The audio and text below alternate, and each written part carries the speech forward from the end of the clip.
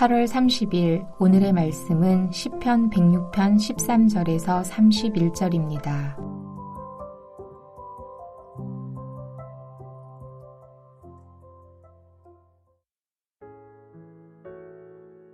그러나 그들은 그가 행하신 일을 곧 잊어버리며 그의 가르침을 기다리지 아니하고 광야에서 욕심을 크게 내며 사막에서 하나님을 시험하였도다. 그러므로 여호와께서는 그들이 요구한 것을 그들에게 주셨을지라도 그들의 영혼은 쇠약하게 하셨도다.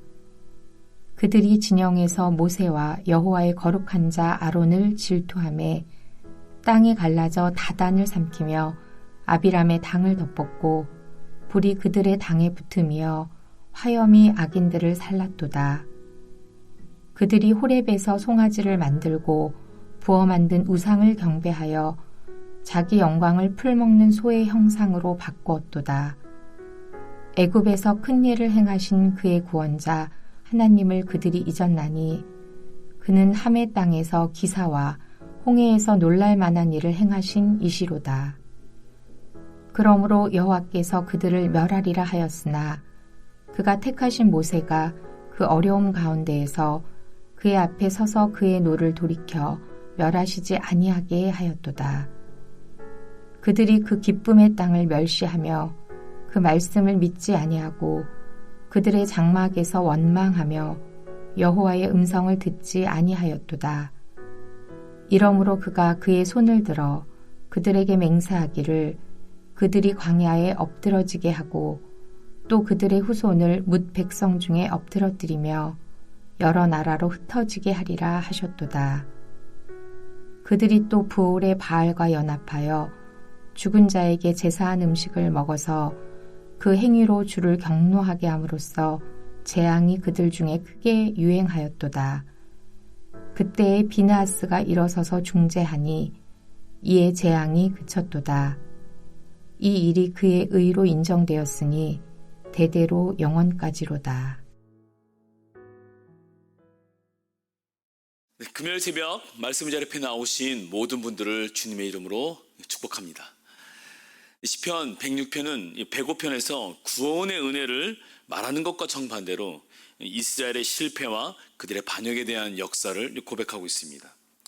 첫 번째 반역은 1절 12절까지 출애굽한 이스라엘 백성들이 홍해에서 반역하고 있음을 고백하고 있습니다.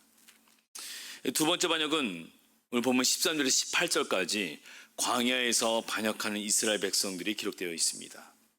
세 번째 반역은 23절까지 호렙산에서 금송아지 우상을 만들어 반역하는 이스라엘 백성들을 고백하고 있죠. 네 번째 반역은 27절까지 가데스바네아 정탐꾼의 보고를 듣고 원망하는 그 반역한 그 1세대가 그래서 광야에서 엎드러져 모두 죽었다라고 하는 것을 고백하고 있죠. 다섯 번째 반역은 28절 32절까지 민수기 25장에서 나온 이 부올에서 이 바알을 숭배하고 모압 여인들과 음행을 저질렀던 그 사건, 그 반역을 고백하고 있습니다. 이스라엘 백성이 이처럼 반역하게 된 원인이 무엇일까요? 이것을 이 시편 기자는 본문에서 그 원인을 다음과 같이 고백합니다. 총 두 가지를 고백하는데 첫 번째는 바로 망각이다 라고 고백하고 있습니다. 두 번째는 불신이다 라고 고백하고 있습니다. 망각과 불신, 이것으로 인하여서 우리 조상들이 반역하며 하나님의 은혜를 잊고 그 실패 가운데 있었다라고 하는 것을 고백하고 있습니다. 구체적으로 오늘 말씀을 통해서 한번 보도록 하겠습니다. 첫 번째, 망각입니다. 13절에서 그러나 그들은 그가 행하신 일을 곧 잊어버리며, 21절에 애굽에서 큰 일을 행하신 그의 구원자 하나님을 그들이 잊었나니, 이 망각을 통해서 우리 조상 이스라엘 백성 우리가 실패하였고 하나님 앞에 반역하였다라고 고백하고 있습니다. 근데 뭐라고 고백하고 있죠?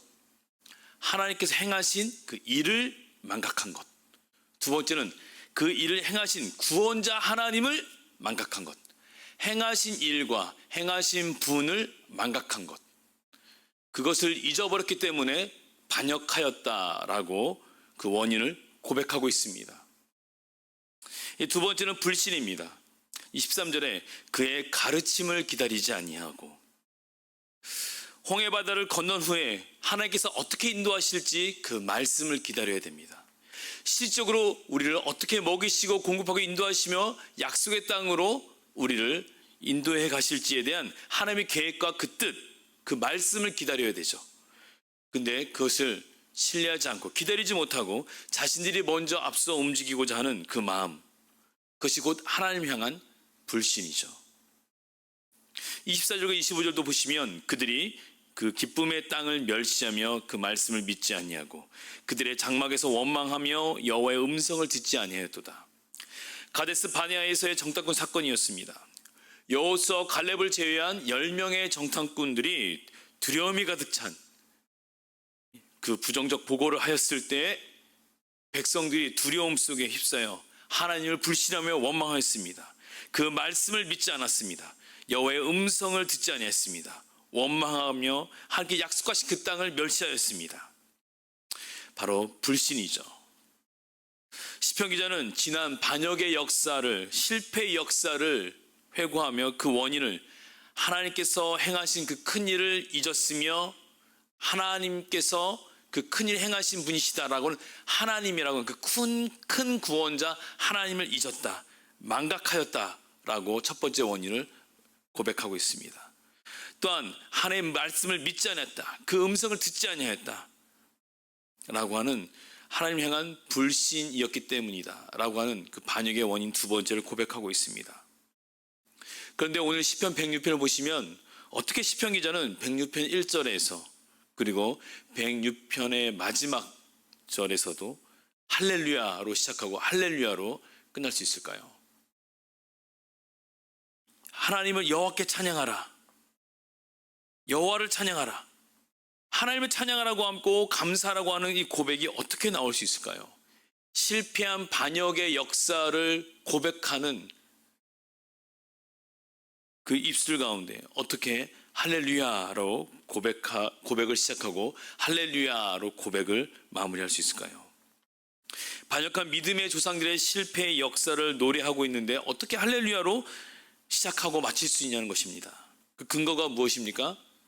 바로 하나님의 선하심과 하나님의 인자하심 때문에 그렇습니다. 1절에서 시편 기자는 다음과 같이 고백하죠. 할렐루야, 여호와께 감사하라. 그는 선하시며 그 인자하심이 영원하미로다. 우리가 하나님을 찬양할 수 있는 근거는 하나님의 선하심 때문이시고 하나님의 인자하심 때문이다 라고 고백하고 있습니다. 따라서 조상들의 반역과 그 실패한 역사, 그것을 만회하기 위한 우리의 수고, 우리의 공로, 행위, 그 어떤 업적과 성취물로도 하나님을 찬양할 수 있는 것이 아니고 바로 우리가 하나님을 찬양할 수 있는 근거는 오직 하나님의 선하심과 인자하심이 영원하기 때문이다라고 고백하고 있는 것입니다. 오늘 우리가 신앙생활할 때 하나님께서 행하신 그 일들을 잊거나 하나님이 어떤 분이신지를 잊어버리면 우리는 쉽게 하나님을 원망합니다. 또한 하나님께서 우리 가운데 행하신 그 모든 것들에 대한 부분에서 신뢰하지 않고 그 말씀을 붙들고 살지 아니하면 금방 하나님을 원망합니다. 불신합니다. 그렇다면 이 시편 기자가 말하는 것처럼 하나님의 인자하심과 선하심을 통해 어떻게 우리가 회복될 수 있을까요? 시편 기자는 그것을 사랑과 공의로 고백하고 있습니다. 어떻게 사랑과 공의냐? 우리가 한번 살펴볼 수 있습니다. 오늘 본문에 시편 기자가 고백하고 언급하는 두 명의 인물이 있습니다. 한 명은 모세고 다른 한 명은 비나스입니다. 첫 번째 모세는 오늘 본문에 보시면 23절입니다. 가데스바네에서 가데스바네 그 송아지 우상으로 금송아지를 우상으로 호렙산에서 하나님의 형상을 바꿔서 섬기고 있는 이스라엘 백성들, 그 이스라엘 백성들을 멸하시고자 하셨을 때 모세가 중보기도를 하죠. 23절입니다. 그러므로 여호와께서 그들을 멸하리라 하셨으나 그가 택하신 모세가 그 어려움 가운데서 그의 앞에 서서 그의 노를 돌이켜 멸하시지 아니하게 하였도다. 어떻게 노를 돌이켰죠? 바로 중보기도죠. 출애굽기 32장에 모세 중보기도가 나옵니다. 31절입니다. 모세가 여호와께로 다시 나아가 여짜오되 슬프도소이다. 이 백성이 자기들 위하여 금신을 만들어 싸우니 큰 죄를 범하였나이다.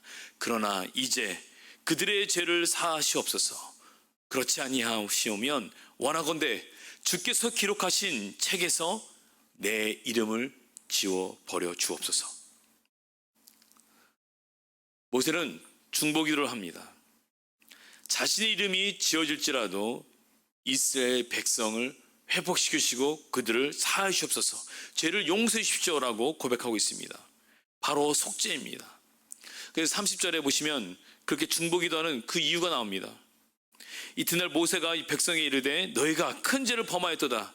내가 이제 여호와께로 올라가노니 혹 너희를 위하여 속죄가 될까 하노라 하고, 자신이 속죄 제물처럼 자신이 그 모든 부분에서 하나님의 진노가 자신에게 튈 수도 있는데 그래도 상관이 없다. 내 이름이 생명책에서 지어질지라도 하나님의 백성을 용서해 주십소서 라고 하는 중보기도로 목숨 걸고 나아갑니다. 이것이 바로 하나님의 그 진노를, 하나님 멸하시고 있던 그 분노를 돌이켜 멸하시지 아니하게 하였습니다. 하나님의 자비하심과 용서가 임한 것이죠. 바로 사랑입니다. 모세는 그 모든 죄를 자신이 대신 짊어지고자 나아간 것이죠. 두 번째, 비나스입니다. 비나스는 어떻습니까? 오늘 본문의 28절을 보시면 그들이 또 부올의 바알과 연합하여 죽은 자에게 제사하는 음식을 먹어서 그 행위로 주를 경노하게 함으로써 재앙이 그들 중에서 크게 유행하였도다. 크게 사방으로 퍼졌다는 것입니다. 그때 비나스가 일어서서 중재하니 이에 재앙이 그쳤도다.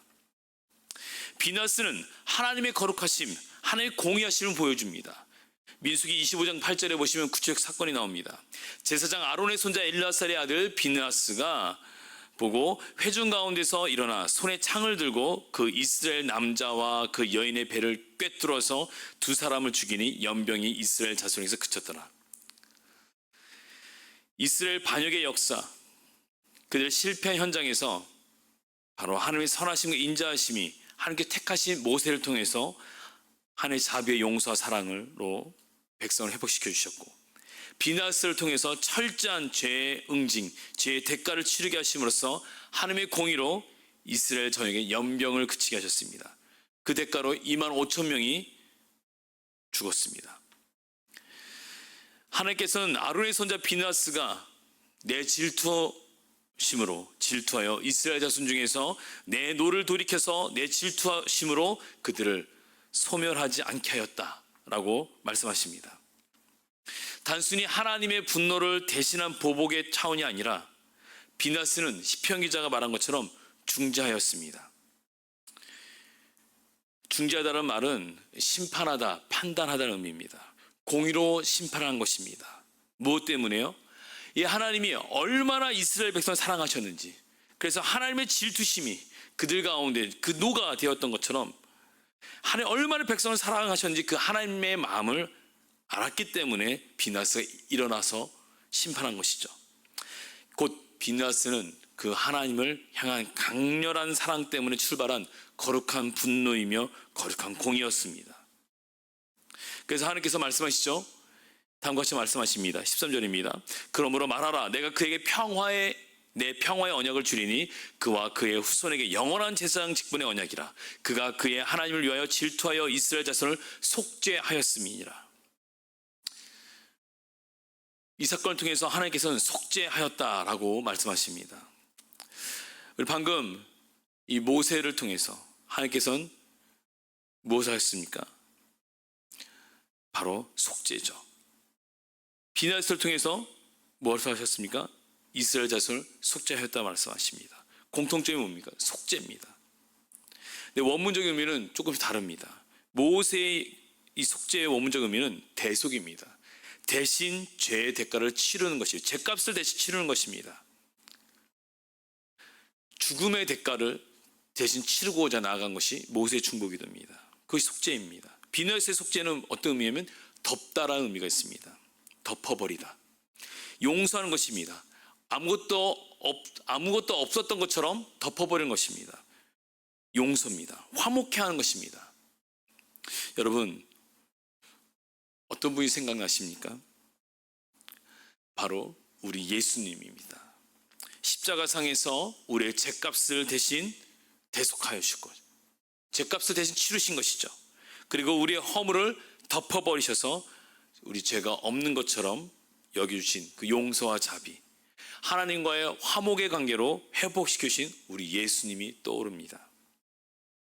오늘 우리에게는 이 모세보다, 비나스보다 더 위대한 예수님께서 반역한 우리를 위하여 그 만왕의 왕께서 이 땅에 친히 오셨습니다.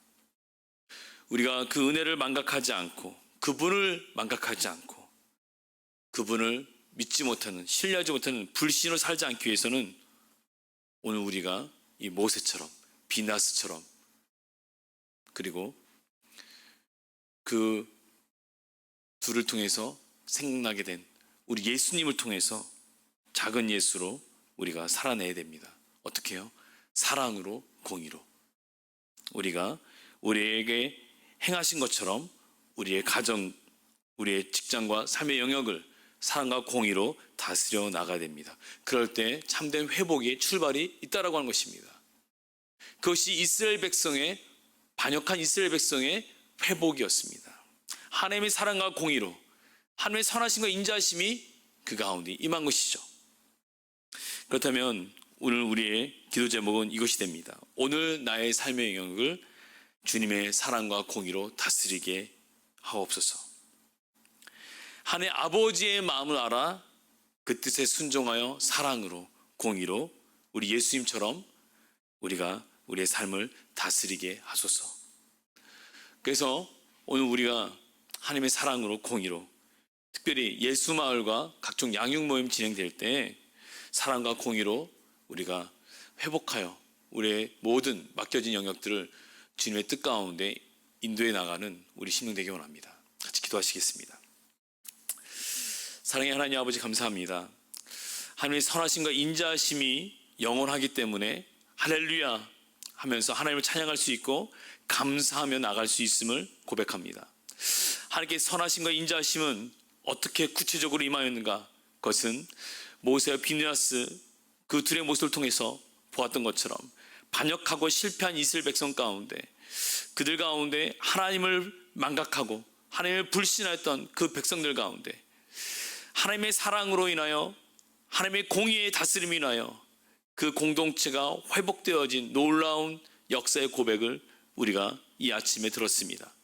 우리 또한 마찬가지 하나님을, 은혜를 망각하며 그 불신하며 우리가 살아가는 우리의 삶의 영역 속에 진정으로 하나님의 사랑과 공의로 다스리며 나갈 수 있는 되시옵소서.